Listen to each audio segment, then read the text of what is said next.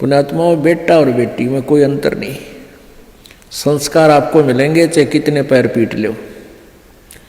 आजकल उन अज्ञानी लोगों की और फिर समाज के दबाव में हमारे भक्त आत्मा भी प्रेरित हो जाते हैं।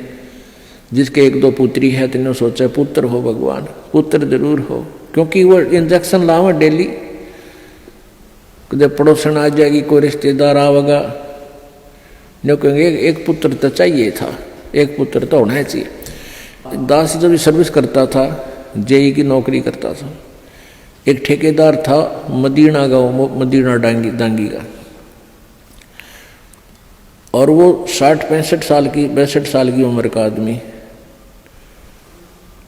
तो उसके 4 लड़कियां थी और बड़ी लड़की ब्याह दी, 2 लड़कियां तकरीबन सारी ब्याह शादी कर दी। फिर प्रेरणा कर दी, किसी ने कहेंगे कोई एक पुत्र तो हो, पुत्र तो होना चाहिए। तो उसकी पत्नी ने भी यही कहना शुरू कर दिया कि पुत्र तो होना चाहिए। उसने कहा कि तुम मेरी, उसकी कोई मौसी की लड़की थी, क्यों करके उसकी शादी करवा दी। अब वो बताओ, खुद बताओ था, बोला जी ऐसा हुआ, वो फिर जड़वा 2 लड़की होगी उसके, 5 तो पहले थी और 2 के और आन लागे। फिर वो छक्के, मैंने तो ऑपरेशन करागा, पांडा छुटवाया उसका। तो परमात्मा कहते हैं या हमारी बॉडी 8 से, परमात्मा जो देगा वही होगा। और अगर आवश्यक होगा, अब आपके पास वो परमात्मा कबीर है, कबीर जी वो है, अगर आपके संस्कार में कोई सुयोग्य संतान होगी तो पुत्र भी दे देगा। ना तो आज वर्तमान के 80% पुत्रों से ये माता पिता दुखी हैं। पुत्री तो शादी कर दी हुई पराई, यहाँ रहती है तब आपका पूरा काम करे, कभी आज्ञा का अवहेलना नहीं करती लड़कियां। और पुत्र छोटा ऐसा लाग जा रखो या लान ना करूं, क्यों?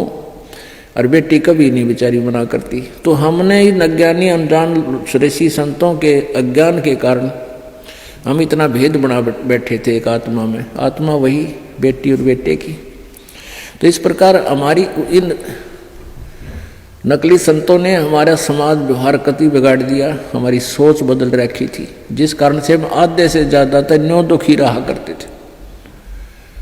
अब वर्तमान में आप देख रहे हो पुत्र, ये बुरी बात नहीं है पुत्र है अब, लेकिन इस ज्ञान को प्राप्त करके आपका फिर पुत्र हो चाहे पुत्री आपको दुखी नहीं करेंगे, क्योंकि वो बचपन से इस ज्ञान में भगवान के रंग में रंग जाएंगे।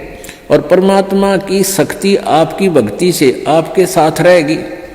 और मान ले कोई छोटा मोटा संस्कार में कोई निकम्मा बालक आ भी गया तो उसने मालिक ठीक करेंगे, सीधा करेंगे, उसको किसी प्रकार भी करें, चाहे आपको दुख नहीं होने देंगे।